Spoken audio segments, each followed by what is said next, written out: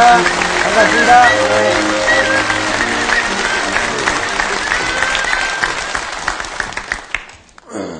또 일주일 만에 그 정다운 얼굴을 이렇게 만나게 되니까 이제 너무 마음이 편합니다. 이제 광주 와서 강의하는 게 이렇게 어렵게 느끼질 않아요. 나는 광주를 좋아하는데 뭐 광주에서 잘 불러주지도 않아요, 사실은. 나보고 많은 사람들 왜 광주를 안 오냐 이러는데 뭐 불러주지도 않아요. 무슨 전남대학에서 나한테 뭐 교수를 준다는 것도 아니고 뭐 이렇게 뭐 불러주질 않더라고. 근데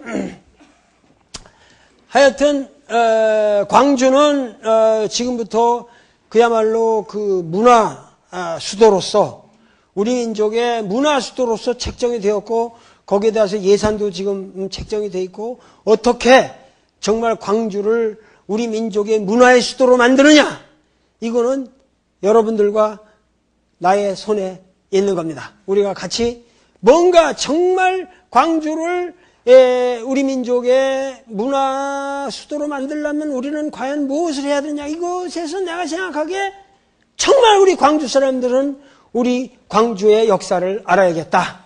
그래서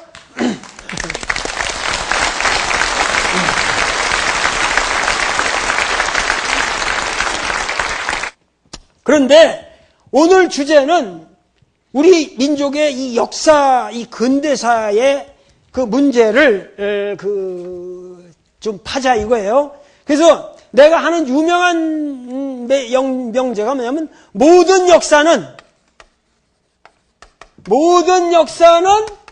현대사다 이런 얘기요. 무슨 얘기냐 하면은 조선왕조실록을 적은 놈은 사관이 있어가지고 적잖아요. 그러면 그 사람 시대에 넌 그게 현대사지. 아시겠어요? 예, 그게 현대사예요. 왜냐면 그 사람이 생각한 거 가지고 그 사람이 적는 거예요. 그러니까 모든 역사는 현대사의 연속인데 오늘 우리가 말하는 모든 역사는 사실은 그러니까 역사라는 게 오늘 여기 내가 없이 역사가 있습니까? 없어요. 내가 단군의 역사를 쓴다 그래도 그 단군의 역사는 도올 김용옥이 기술하고 해석하고 의미 부여를 한 단군의 역사지. 그게 단군의 시대의 역사인지 정말 어떻게 합니까? 그게 그건 고대사니까 네가 그런 말을 할지 모르지만은 현대사는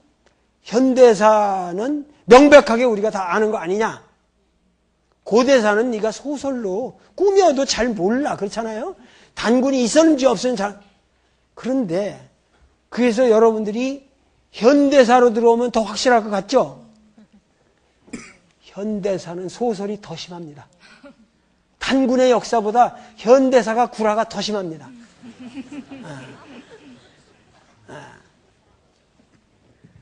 광주 사태가 일어날 때만 해도 어디가 제일 먼저 불탄 줄 아십니까?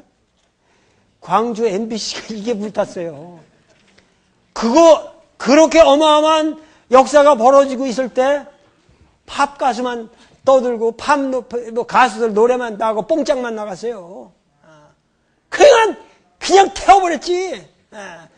그 광주 MBC에 내가 와서 이런 강의를 한다는 이 역사의 변화를 한번 여러분들 생각해 보세요. 현대사라고 해도 현대사라고 하는 것은 거짓말이 더 심합니다.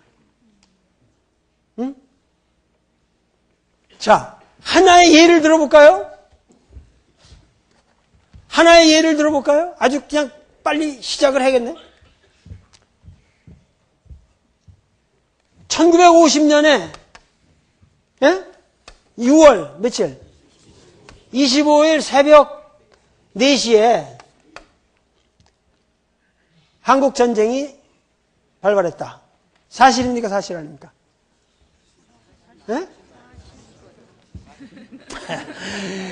자꾸 내가 이거 하도 내가 그 철학자가 궤변을 잘 피는 것 같지 내가.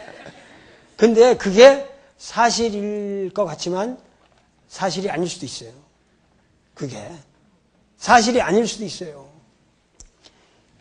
1950년 6월 25일 새벽 4시에 백령도 뭐 저쪽으로 해서부터 뭐 해가지고 어떻게 전쟁이 시작됐다. 사실일 것 같죠? 과연 한국전쟁이라는 건 뭐냐? 여기 이제 한국전쟁이 발발했다 그럴 때 한국전쟁이라는 게 뭐냐? 그때 발발한 것을 한국전쟁이라고 말할 수 있느냐? 자, 더 심하게 들어가면은 여러분들 생각해. 6.25 6월 25일 날 그러면 이게 전쟁이 일어났으면 어떻게 일어났냐? 이걸 기술해야 될 거 아니에요. 그럼 그때 나오는 게 무슨 말이에요? 북침이냐 남침이냐? 나오죠? 그러면 6월 25일 날 김일성이가 내려온 거예요? 이승만이가 쳐 올라간 거예요? 남침이냐 북침이냐? 이런 문제 가지고 한국전쟁을 말한다면 이 한국전쟁은 의미가 없다는 거예요. 내가 말하는 것은 고로 1950년 6월 20일 한국전쟁이 발발했다라는 얘기는 철학적으로 아무 의미가 없어요. 왜?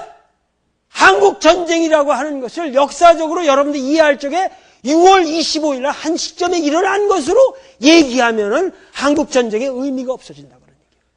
그런 역사는 쓸 필요가 없어요. 그리고 남침이냐 북침이냐? 북침했을 것 같아요? 남침했을 것 같아요?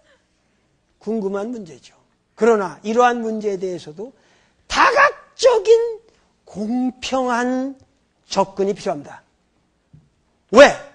지금 옛날에는 중국이라든가 러시아의 스탈린 문서라든가 모택동 문서가 옛날에는 공개가 되질 않았어요.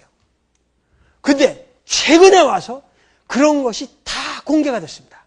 사볼 수가 있어요, 우리가. 카피를 떠다볼 수가 있거든요.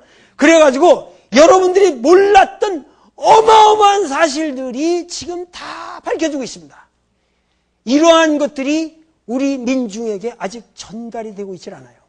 자, 그러면 1950년 6월 25일 날 한국전쟁이 일어났냐 안 일어났냐의 문제는 나는 역사를 이렇게 봐서는 아니 된다는 거예요. 나는 한국전쟁을 얘기한다면 한국전쟁은 1945년 8월 15일 날 일어났다고 생각합니다.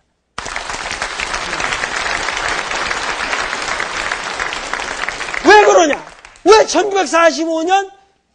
이게 이제 재미난 얘기란 말이에요. 이런 게 재미난 말이에요.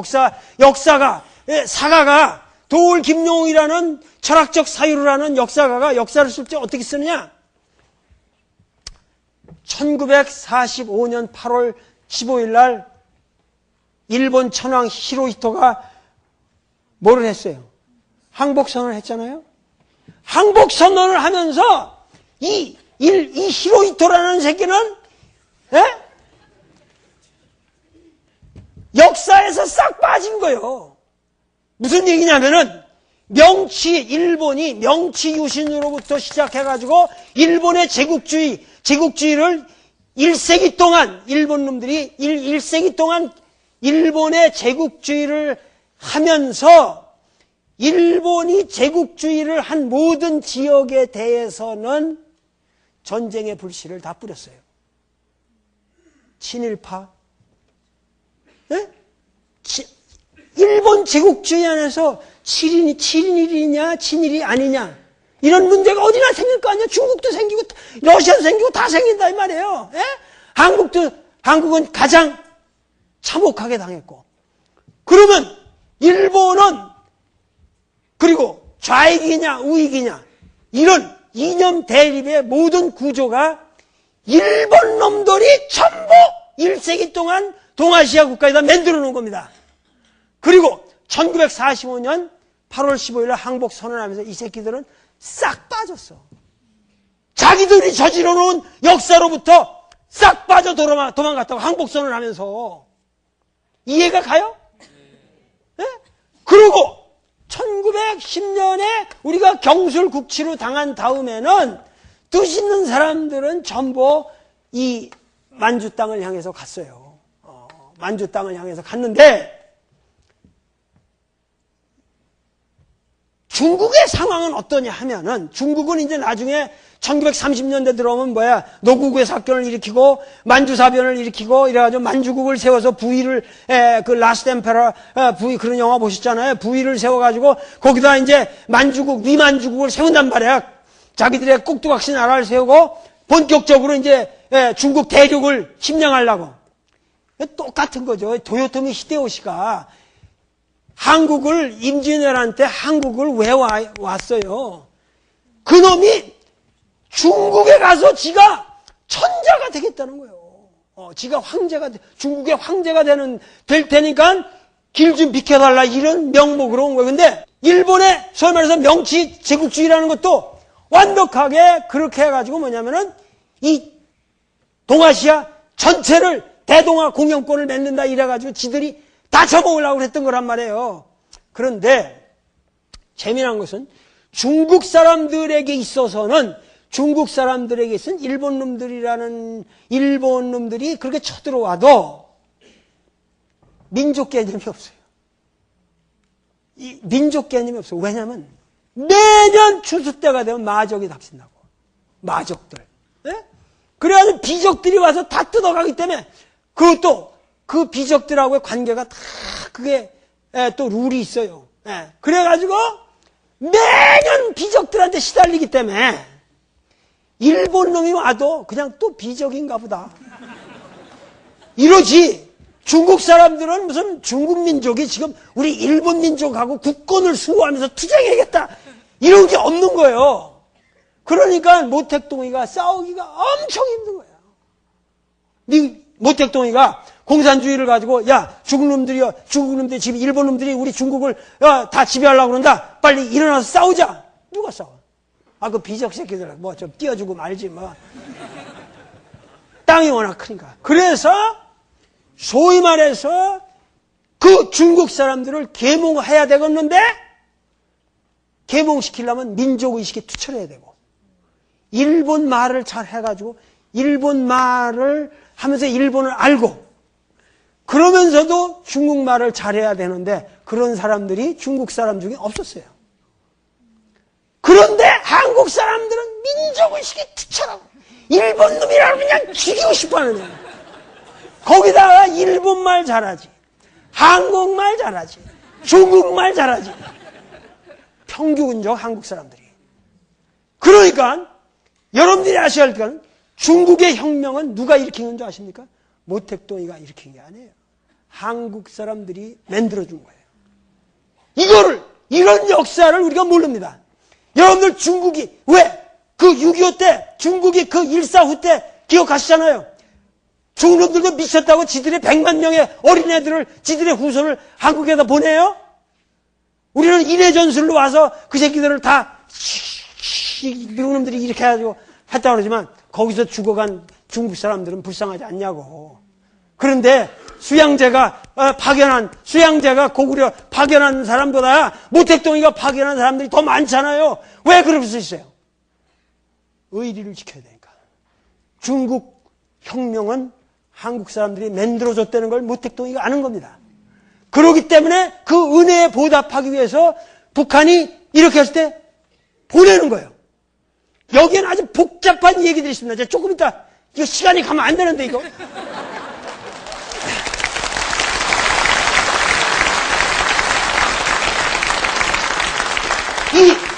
여러분들이 이 숨은 역사, 우리 민족의 이 숨은 역사를 알아야 돼. 러시아 혁명을 레닌이 일으킨 줄 알아요? 그 연해주에서 볼셰비키 혁명을 성공적으로 일으킨 건 전부 한국인들이 해준 거예요.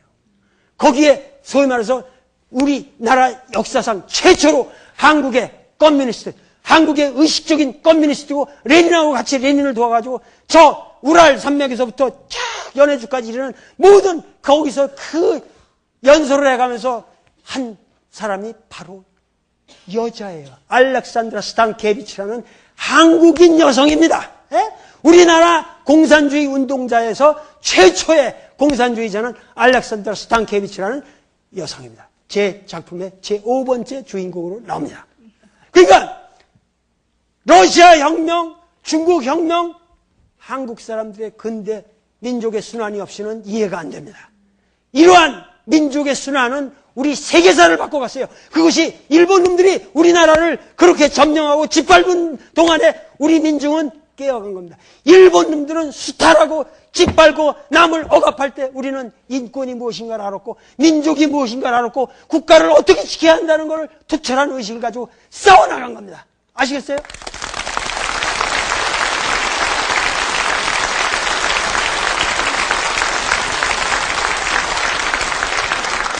그래가지고 그런 혁명 정신을 가지고 그렇게 대륙에서 휩쓸면서 말탈면서 그 수많은 독립운동가들이 있었습니다. 그 독립운동가들이 활약할 수 있었던 것은 100만에 가까운 이 중국 대륙에 있는 한국 인민들이에요. 그 일본군이 가장 두려워했던 이름이 홍범도입니다. 홍범도라는 인물인데 저 삼수갑산 저 북청에서 활약한 사람이에요. 그 부인이 북청 여자라서 그쪽에서는 원래 이 사람은 평양 사람이에요. 그런데 이런 그 홍범도 부대 같은 것도 뭐냐면은 그 나타나면 그냥 쏘면은 그냥 이 사람들은 행복한 거야. 왜냐면 호랭이 잡은 것처럼 호랭이 잡으면 고기 먹지 가죽 쓰지 예를 들면 일본군 하나 보면 그냥 쏴져 잡으면은 그거 옷 뺐지 뭐 군화 저기 하지 거기서 시레이션 박스 나오지 뭐 해가지고 탄환 나오지 권총 나오지 완전히 물자를 일본 놈들 포획해가지고 죽여가지고 사는 거예요. 그러니까 홍범도 부대는 아주 무섭습니다. 그러니까 그 한국 군인들의 가장 문제가 뭐냐면은 이게 없는 거야. 잡아도 일본 한국 사람들을 죽이고 나면은 식량이 없는 거예요. 한국 사람들이 뭔 시레이션 박스를 어디서 누가 만들어 주겠습니까? 그러면 독립군이 만주벌판에서 예를 들면 100명이 100일을 움직인다. 어떻게 움직입니까? 네? 보급품이 없는데. 어떻게 싸웠어요? 그게 뭐냐면 그 만주벌판의 산간지대고 뭐구나 곳곳에 한국 사람들이 개간을 하고 살았기 때문에 거기서부터 보급을 받는 겁니다. 전부. 네. 그렇기 때문에 우리 독립운동이라고 하는 것은 독립군의 역사가 아니라 독립군을 먹여 살린 그 수없는 민중들 그리고 한 번 싸우고 나면 처참하게 당했습니다. 전쟁을 해서 이겼다. 그 전쟁에서 청산리 대첩에서 이겼다. 이게 중요한 게 아니에요. 청산리 대첩에서 한번 일본 놈들을 사살하고 일본 부대를 괴멸시키고 나면 그 지역 전체의 조선 민중이 죽었습니다. 수천 수만 명을 죽였습니다. 바로 지금 5.18 민주항쟁에서 우리가 경험했던 그 악랄한 짓들과 똑같은 방식으로 일본 놈들이 와가지고 조선 민중을 만주에서 죽였습니다. 그 유명한 사건이 경신참변. 그래가지고 지금 보세요. 여기 보면은 이쪽 만주 지역에서 투쟁한 사람들은 뭐냐면 여기 동북항일연군이라고 그래서 이쪽에서 투쟁하던 소위 말해서 항일연합전선 항일연군이라고 그래. 그 항일연합 그 연군이 여기서 있었고 그 다음에 이쪽 그 화북지역이라고 그래서 이 중부에 여기에는 뭐냐면 이 팔로군이 연안에서 장정을이라는 거 알잖아요. 롱마치. 장정을 거쳐가지고 연안에 와가지고 여기 있는데 여기 와서 소위 말해 팔로군 본부에 들어가서 그들과 협력해서 싸운 조선의용군이라는 게 있었어요. 예? 그리고 그거 이 밑으로 상해 이쪽으로 이 상해로부터 여기서 나중에 가게 되는 뭐야? 대한민국 임시정부의 외교 노선이 있었고. 그러니까 대한민국 임시정부의 소위 외교론 노선하고 여기에 화북지대의 의용군 의용투쟁이랑 여기에 뭐야 만주 지역의 유격투쟁 이것이 소위 말해서 우리 독립운동사다 이거요. 아시겠습니까? 독립운동사의 대맥이 이렇게 흘러가는데 자 여기서 말이야 복잡한 문제가 생기는 거예요. 뭐냐면 1945년에 지금 6.25 얘기를 하려고 그러는 건데 1945년 8월 15일 날 그렇게 선언하고 나니까 소위 말해서 우리는 팔로군을 위해서도 싸웠고 대한민국 임시정부는 어디랑 싸웠어요? 어디에 붙었어요? 장개석 국민당에 붙은 거예요, 이거는. 그러니까 같은 독립군이라도 여기는 장개석한테 붙어가지고 장개석이가 소위 말해서 독립은 소위 말해서 대한민국 임시정부가 어떻게 먹고 살아야 돈이 있어야 먹고 살잖아요. 그 돈을 전부 장개석이가 대줬다고. 그 장개석이가 대준 거에 계기가 된 게 뭔 줄 알아요? 윤봉길의 그 홍구공원 폭탄 사건 때문에 조선의 젊은이 한 명이 우리나라 100만 군대가 하는 것보다도 더 위대한 일을 할 수 있다. 얘들을 도와줘야 된다. 그래가지고 장개석이가 그때부터 눈이 번쩍 떼가지고 그게 1932년이에요. 윤봉길이가 그렇게 한 게. 그러고 나서 대한민국 임시정부가 활성화됩니다. 그런데 1945년에 일본이 항복하고 이렇게 됐잖아요. 그러면은 그러고 나서 이 정말 비극적인 얘기인데 중국이 만약에 그때 통일이 되어 있었다면 모택동이나 장개석 누구 한쪽으로 통일이 되어 있었다면 우리나라가 분열됐겠습니까? 안 됐겠습니까? 안 되는 겁니다. 왜냐하면 우리가 1945년 8.15 이후의 상황이라고 하는 것은 바로 중국이 국공 분열해서 내전이 시작된다는 거예요. 그러니까는 소위 말해서 아까 말했던 6.25는 동아시아의 내전 상황의 한 고리일 뿐이에요. 무슨 얘기냐면은 여기에 이 중국이라는 게 내전으로 들어가게 되면서 이쪽에 뭐예요? 팔로군하고 연안을 중심으로 한 모택동이가 그 유명한 모순론, 실존론 모든 걸 써가면서 이걸 지도합니다. 그래서 하지만 그 당시 말이야. 이 강력한 국민당 장개석 군대는 미국의 지원을 받았고 돈이 엄청났고 부대 수도 엄청났고 중국 팔로군과 국민당 군대의 비율이 10대 1도 안 됐다고. 그 세력이. 그런데 누가 이겼어요? 모택동이 이겼지 않습니까? 그러면 1945년 8월 15일부터 1949년 12월 1일 날 천안문에서 모택동이가 중화인민공화국을 선포할 때까지 바로 그 국공내전의 그 처절한 시기가 우리나라 민족의 가장 비극적 시기가 된 겁니다. 아시겠죠? 네? 그 상황에서 봐요. 그 상황에서 결국 한국전쟁은 어떻게 일어난 거냐? 한국전쟁은 사실은 한국전쟁이란 이름으로 이해를 할 것이 아니라 동아시아 30년 전쟁. 동아시아 30년 전쟁. 그게 뭐냐면 1945년 8월 15일부터 1975년 미국이 월남에서 물러날 때까지 동아시아는 뭐냐면 일본이 지배했던 지역의 전체가 전쟁에 휩싸인 거예요. 이 동아시아 30년 전쟁의 가장 핵심적 고리가 한국전쟁이라는 사건이죠. 좀 이해가 가십니까? 1949년 4월 23일에는 모택동이가 양장을 건넙니다. 그때 물론 김일성은 한강을 건널 생각을 합니다. 자, 때는 왔다. 왜? 한국이나 중국 대륙이나 같은 내전 상황입니다. 이 문제를 여러분들이 이해를 하셔야 되는데 소위 말해서 이것을 이해하려면은 1945년 8월 25일 날 히로히토가 항복을 했다. 8월 16일 날 광주도청, 광주시청, 광주 동장, 경찰서 사람이 있겠어요, 없겠어요? 8월 16일 날 싹 도망갑니다. 일본 일제시대 때 해먹었던 새끼가 지금 일본이 망했는데 16일 날 출근하겠어요? 네? 8월 16일 날부터 모든 광주뿐만 아니라 전국에 있는 관청 싹 빕니다. 나라가 텅 비죠. 당연하게 이해가 되시죠?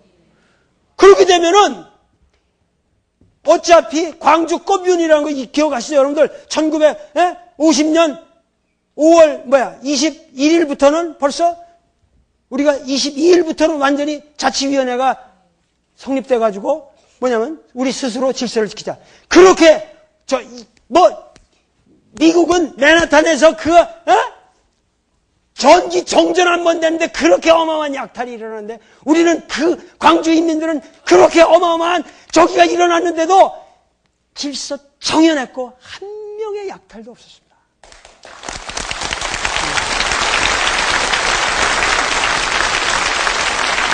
이게 몇천 년을 축적해온 호남인들의 저력이라고. 이게 마찬가지로 1945년 8월 16일부터 우리나라는 자치에 들어간다. 그런 자치, 꽃윤에 들어간다고. 우리 스스로가 그거를 갖다가 모든 우리 조선 전토가 인민위원회라는 것으로 조직이 됩니다. 인민들이 있어요. 그거는 인민위원회라는데, 그러면 여러분들을 지금 인민이라는 말을 역사에서 지금 공산당 저쪽이랑 가서 해놓는데 그게 잘못이란 말이에요. 그게 아니라 인민위원회라는 그냥 사람들이, 백성들이 스스로 자치를 담당해야 되니까. 치안을 담당하고 뭐하니까 인민위원회라는 게 조직이 돼요. 8월 16일부터. 그리고 그거를 통합했던 것이 뭐냐면 일시적으로 얘기하지만 그게 여운형의 건준 조직이랑 연결이 되는 거예요. 이해가 되시죠? 그러니까 여운형의 건준 조직이 있고 각 지방에는 여운형의 건준 조직의 산하 조직은 개념은 아닌데 스스로 자치적으로 조직된 인민위원회라는 게 각도에 있게 된단 말이에요. 그러니까 광주도 인민위원회가 8월 30일 날 결성이 돼요. 좀 늦게 됐어요. 광주도. 예? 그러고서 하는데 이 개새끼들이 뭐냐면 미국 놈들이 언제 들어오냐면 9월 8일인가? 미국은 애초에 말이죠.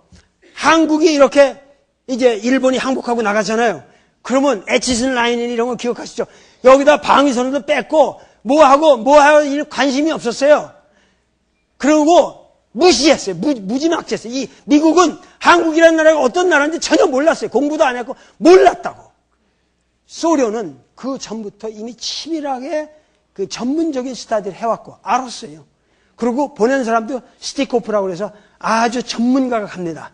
네? 그런데 여기는 없으니까 저 오키나와에 제일 가까운 데 있는 새끼가 어떤 새끼가 메가드한테 일본한테 그때 항복하고 그러다 추노니까 근데 오키나와 상륙작전에 엄청 죽었거든요. 미군들도 피해를 많이 봤거든. 그러니까 저 일본 사람들이 아주 끝까지 옥쇄 한다고 그래가지고 옥쇄 작전이라서 전부 죽고 막 이래가지고 하는데 거기 오키나와에 하지라는 놈이 있었단 말이야. 이 일리노이 촌놈인데 투스타인가 쓰리스타 뭐 한 놈인데 그 하지를 데려고 하지를 시켜가지고 일로 보낸 거라. 인민위원회라는 거는 인민들이 스스로 질서적으로 일본이 물러나고는 공백기를 이렇게 잘하고 있는데 그런 거를 다 빨개 이러고 전부 숙청을 하려니까 다시 숙청을 하려니까 이놈들이 와서 한 게 뭐예요? 일본 시대 때 경찰했던 사람들, 일제시대 때 도지사하고 했던 사람들 돈 줘가면서, 총알 줘가면서 다시 다 부르는 거예요. 미국 놈들이 와가지고 다시 와라. 다시 와라. 그래가지고 니들이 질서를 잡아줘야 돼. 이 새끼들 못 믿겠다. 인민위원회 이 새끼들 나쁜 놈들이라는데 무식한 놈들이 말이야 와가지고 도지사 그냥 미국 소위 중위 이런 새끼들이 다 그때 군정이요 군정. 군인들이 실제로 정치를 하는 거예요. 우리나라 와가지고 지배자요 지배자. 그래가지고 와서 다 저기면서 하니까 처음에 이 미국 저기에서 약간의 이 인민위원회가 조직되고 이러는 과정에서 일제시대 때 경찰하는 놈들 정말 악랄 같은 놈 한두 놈은 그렇게 죽인 것도 전국적으로 인민위원회 조직되면서 피해 상한 게 전국적으로 한 70명도 안 된대요. 그 정도로 순했어요. 인민위원회라는 게. 그런데 한두 명 그런 것도 있었겠지만 다시 일본 사람들 다 일제시대 때 했던 놈들을 다 부르면서 다시 그들을 압박을 하니까 인민위원회는 순순히 내놓습니까? 와 이거 이렇게 내놓을 수 없다. 총으로 갈기기 시작하는 거죠. 그럼 이 사람들이 어디로 가요? 타협하는 사람도 있고 그들이 도망가기 시작한 것이 소위 말해서 우리나라의 빨치산이 되는 겁니다. 이해가 되십니까? 이건 빨치산에 따르게 된 게 아니라 예를 들면 우리 광주 꽃문 사태를 생각해 보란 말이에요. 5.18 항쟁 때 저기 한 사람들이 도청에서 죽지 않고 독일 수 있었다면 산에 가서 다 빨치산이 된 거예요.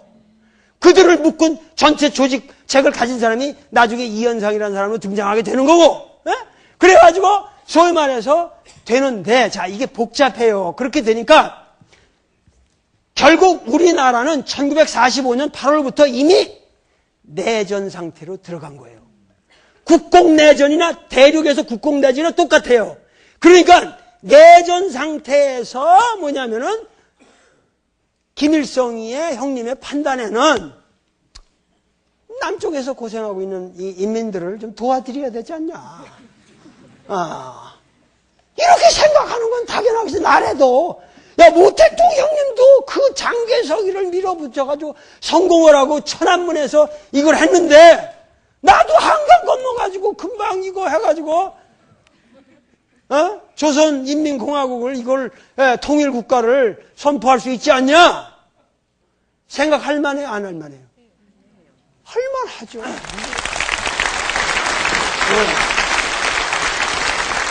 문제는, 자 보세요. 문제는 여기에서 대륙에서 모택동과 같이 활약한 중국 소위 말해서 그러니까 조선의용군 부대는 이 팔로군 내에서도 엄청 중요한 부대였어요. 전위부대고 선전부대였어요. 그리고 끝까지 살아남았는데 소위 말해서 해방 이후에도 저희 국공투쟁에서 계속 싸우게 되죠. 그런데 문제는 이쪽 보세요. 여기에 이 조선 땅에서 여기에서 이 김일성이가 이 국공합작 때에 상당한 몇만 명, 소위 1947년 봄부터는 3, 4만 명의 부대를 일로 보내요. 모택동 밑으로. 그래가지고 국공내전에서 훈련을 시킵니다. 훈련을 시켜가지고 1940, 그러니까 1949년에 지금 자료가 나오는데 이런 어마어마한 자료들이 지금은 막 쏟아져 나오는데 옛날엔 이런 저기가 없었는데 6.25 직전에 1950년 4월 10일 날 김일성이하고 박헌영이가 모스크바로 가서 스타린을 만났어요. 그래가지고 스타린 형님, 제가 남쪽에서 고생하고 있는 우리 동포들을 위해서 제가 좀 수고를 해야겠습니다. 밀어붙이겠습니다. 박헌영이는 남도당 책임이 있잖아요. 그러니까는 밀어붙이겠다. 그 스타린이 뭐 좋긴 좋은데 우리 소련은 그거 직접 지원하기가 미국 눈치도 그렇고 여러 가지가 니들 여태까지 우리가 잘 지원해 줬는데 그거 어렵다. 그런데 결국 직접적으로 니들을 도울 수 있는 거는 모택동 형님이니까 내가 걔한테 쪽지를 보낼 테니까 빨리 거기를 가봐라. 지금 그 내용이 그대로 나와요. 지금 사실이에요. 그래가지고 박헌영과 김일성이가 다시 왔다가 1950년 5월 13일 저녁에 모택동이한테 다시 가요. 그때 모택동이한테서는 스타린으로부터 쪽지가 와 있었어요. 내가 얘들을 이렇게 하라고 허락을 했다. 왜냐하면 그때는 꼬민 때는 체제였기 때문에 모택동도 스타린 눈치를 봐야 돼요. 그때 국제공산주의 운동이 하나로 통해 있었으니까. 그래 가가지고 스타린이 모택동한테 쪽지를 보내줬고 김일성하고 박헌영은 5월 13일 저녁에 모택동을 만나요. 그래가지고 이거 해야 됩니다. 그러니까 모택동이가 좋다. 결국 조선인민의 혁명적 저기는 무력 항쟁밖에 없다. 니들이 여태까지 그렇게 싸워갖고 되냐. 그러니까 좋다. 밀어붙여라. 내가 뒤에서 후원하겠다. 확약을 받습니다. 그러니까 그러고 1950년 5월 16일 날 귀국을 하고 바로 돌아와서 조선인민군을 칠사단을 체제로 편제를 하고, 그때 소위 말해서 여러분들이 아셔야 될 거는 1940 소위 말해서 9년부터 50년 사이에 중국에서 활약하던 조선의용군이 자그만치 몇 기에 나뉘어서 10만 명이 돌아옵니다. 아시겠습니까? 그러니까 6.25 사변을 우리가 얘기를 한다면, 6.25 한국전쟁을 얘기를 한다면, 한국전쟁을 일으킨 사람들은 그 조선 서울까지 단숨에 밀고 내려온 사람들은 북한에 있던 인민군 부대가 아니에요. 그것은 중국 내전에서 갈고 그 역량을 닦았던 조선의용군 10만 명이 나온 겁니다. 방호산 부대, 이 모든 사람들이 그 사람들이 밀고 내려온 거예요. 그러니까 남침은 확실하죠. 그러나 남침이라고 해서 그 남침이라는 말로 표현할 수가 없다는 거예요, 나는. 왜냐하면은 이미 그 남침을 유도한 구조적인 남한 사회의 구조가 있었으니까. 그 구조의 장본에는 뭐냐? 최일 원흉은 일본 개새끼들이고, 그 다음 둘째 번 원흉은 미국 놈들이죠.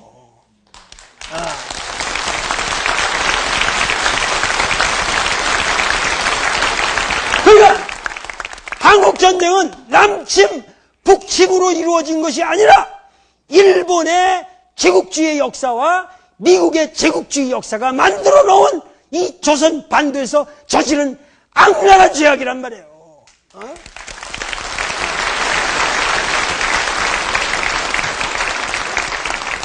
내 말이 틀려요?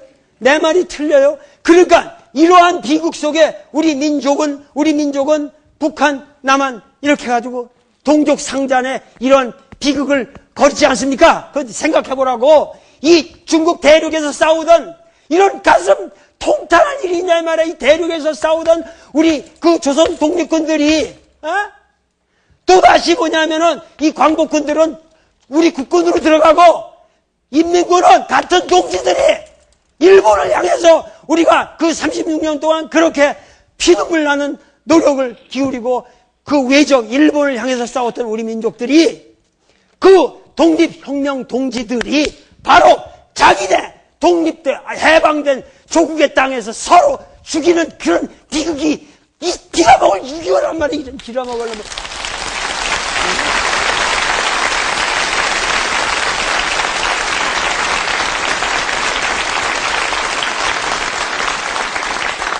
이 처참한 역사를 우리가 정확하게 알아야 할 거 아닙니까? 이 처참한 역사를. 지금 광주 민중항쟁이 왜 일어났는가? 바로 이 처참한 역사가 반복되어서 일어나는 그 사건이 계속 일어나는 거란 말이에요. 무슨 얘기냐면은 우리의 찬란한 독립운동사의 결말이 이렇게 참혹한 동족 상잔의 비극으로 끝나고 말았고, 그렇기 때문에 우리는, 조선의 민족들은 6.25 이전의 역사를 생각하기 싫어하는 겁니다. 조선 독립운동에서 누가 어떤 공을 세웠든지 간에 그들의 역사의 도덕성이 우리에게 전달이 안 되는 거예요. 왜? 다 잘못한 거예요.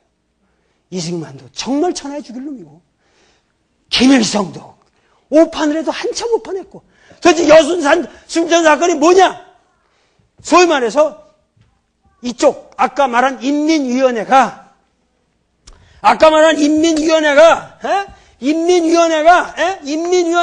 다 괴멸된단 말이에요. 그런데 대개 괴멸되지만 이쪽 태백산 강원도부터 해가지고 이 경상도 해가지고 이 전라도 지리산 일대 해가지고 이 산 주변으로는 전부 빨치산이 되는 겁니다. 빨치산이 되는 거. 근데 가장 안전한 데가 뭐였어요? 제주도가 인민위원회가 끝까지 버텼어요. 제주도가. 왜? 여러분들이 제주도 그러면 제주도에서 4.3 항쟁, 제주 4.3 항쟁, 여러분들 잘 이해가 안 가요. 1948년인가? 잘 이해가 안 가요. 제주도가 소위 말해서 이 사람들이 대거 일제시대 때 다 일본을 갔던 사람들이고, 해방이 되니까 다 돌아왔죠. 가장 깨인 지식인들이 많았습니다. 일본에서 공부했고, 일본에서 노동하고, 일본에서 탄광하면서 거기서 노동운동했고, 그렇기 때문에 제주도가 그 당시 우리나라에서 가장 깨인 나라였어요. 깨인 동네였어요. 그리고 지리적으로 미 군정의 직접적인 지배를 안 받았어요.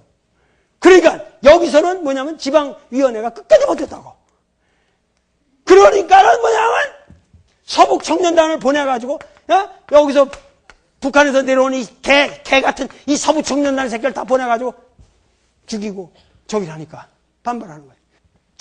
제주가 폭동이 일어났다, 밀란이 일어났다, 그러고 거기다가 이 14년 되고 가라 그러니까 동족 상잔이냐 반역이냐 뭘 선택했어요? 동족 상장보다는 반역이 낫다. 그러고 반란을 일으키는 거죠. 그리고 그 반란은 단순한 제주 그 밀란에 대한 그 진압 과정에서 생긴 게 아니에요. 원래 뭐냐면 군대를 워낙 경찰과 이 마찰이 심했다 이 말이에요. 여수 지역의 그 경찰이라고 하는 새끼들이 전부 일제시대 때 특고 이 개새끼들이 아니에요 그게. 그 당시 전부 일본 경찰이란 말이에요 그게. 일제시대 하는 놈이니까 일본 경찰들이 전부 국내 치안에 주도권을 잡고 군인들을 그냥 푸대접하고 그냥 보는 데서 뭐 그냥 막 군합발 지르고 막 이러면서 행패를 부리니까 거기서 경찰하고 이 마찰이 있었어요. 그런 등등의 문제로 인해서 뒤집어지는 거예요. 그러면서 그 어마어마한 그 좌익 세력이 군대 내에 있다는 사실을 알게 되죠. 그걸 본 사람이 누군지 아십니까? 바로 박정희입니다. 박정희가 바로 그 당시 우리나라 군대 내에서 중요한 남노당 포스트를 가지고 있던 사람이에요. 그래가지고 저는 1963년 윤보선이랑 선거할 때 동아일보 호해가 뭐가 나왔어요? 바로 전날 동아일보 호해에 뭐가 나왔냐고, 박정희가 무기징역 여수순천 반란 사건 그거랑 관련해서 무기징역 받는 그것이 호해로 나갔잖아요.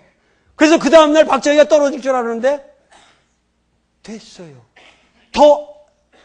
그것이 오히려 더 그 사람을 당선시켰다는 거예요. 우리나라 역사가 간단하지 않아요. 나 이런 거를 텔레비에서 이런 것까지 얘기해야 할지 안 할지는 모르지만 복잡한 역사라고 이 좌우익의 문제가. 그러나 박정희는 또다시 비굴하게 자기 그 동료들을 팔아먹고 자기 신념을 배반하면서 살아남습니다. 일제시대 때 그 사람이 어딜 댕겼어요? 대구 사범학교를 댕겼어요. 대구 사범학교를 댕겼고 사범학교에서 황국신민으로 우리나라 사람들을 가리키는 그러한 교육을 받았어요. 박정희는 최소한 난 어떤 인간인지는 모르겠어요. 그러나 최소한 여기서 학생들을 가리키다 만주로 가면은 독립군 김산의 장지락처럼 독립군으로 가지 않고 만주 군관학교를 찾아간 놈은 좀 이상한 놈이겠지. 아무래도. 그리고 돌아와서 또 남노당에 들어갔으면 거기서 당당하게 여선수절 반란 사건에 책임지고 되지든가. 그것도 다 불어가지고 군 조직을 다 괴멸시키고 남노당이 완전히 괴멸되는 겁니다. 그 사건으로.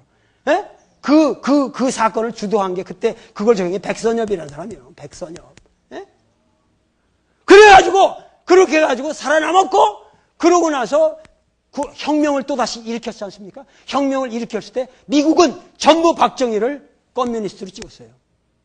이거 문제가 있다. 그래서 북에서 또 김일성 형님을 보고 우리 저 친구 박상희 다 우리 친구 동생이 됐잖아. 그래서 내려보낸 게 누구예요? 황태성 간첩입니다. 그 사람하고 누구예요? 지금 박상희의 딸이 누구예요? 김종필 부인 아니에요. 그럼에도 불구하고 끊임없이 자기 배반을 했고 그러면서 일본의 이러한 일본 군관학교에 이런 거 했던 사람 그냥 말마다 일본 말이 튀어나오고 일본 군가가 튀어나오고 한국 신민의 위대한 덕성을 찬양했던 사람. 그 사람을 아버지라고 받들고 국보위를 만들기 위해서 광주 인민을 학살하였던 사람, 그 사람이 누굽니까? 전두환 찢어주게라는 말이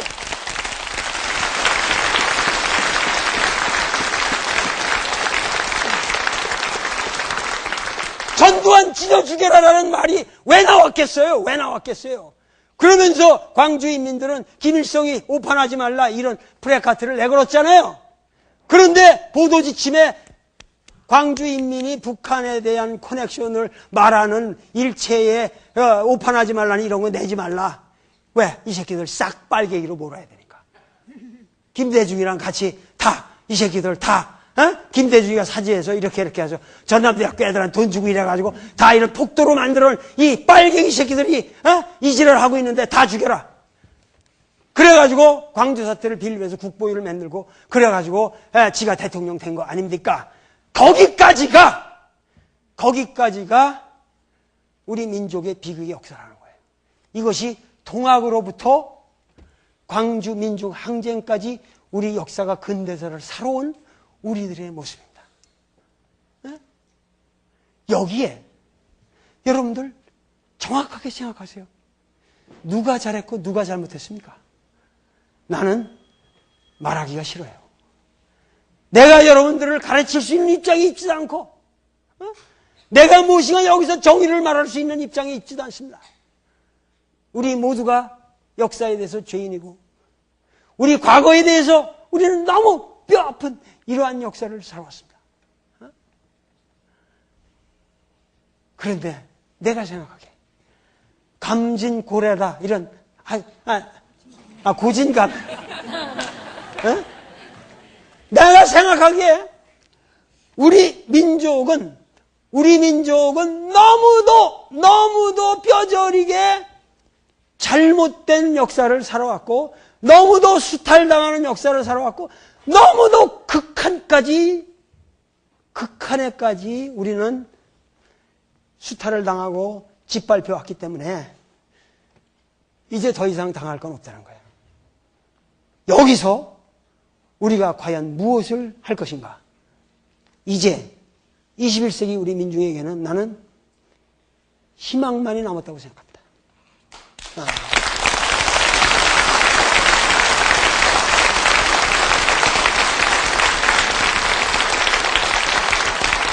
앞으로 여러분들이 올바른 의식을 가지고 올바른 역사관을 가지고 우리의 후손들에게 바른 가치관을 전하고 끊임없이 이러한 이야기를 전하고 우리 역사를 바르게 인식함으로써 많이 우리의 미래가 열릴 수가 있습니다.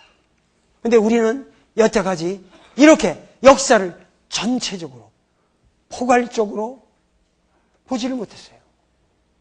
이제부터는 우리가 이렇게 새로운 역사적 비전을 가지고 우리의 미래를 만들어 가야 한다고 믿고 있고 여러분들은 분명히 그러한 역사를 만들어 가는데 이 빛고울 광주의 사람들은 우리 민족의 빛이 되리라고 믿습니다. 감사합니다.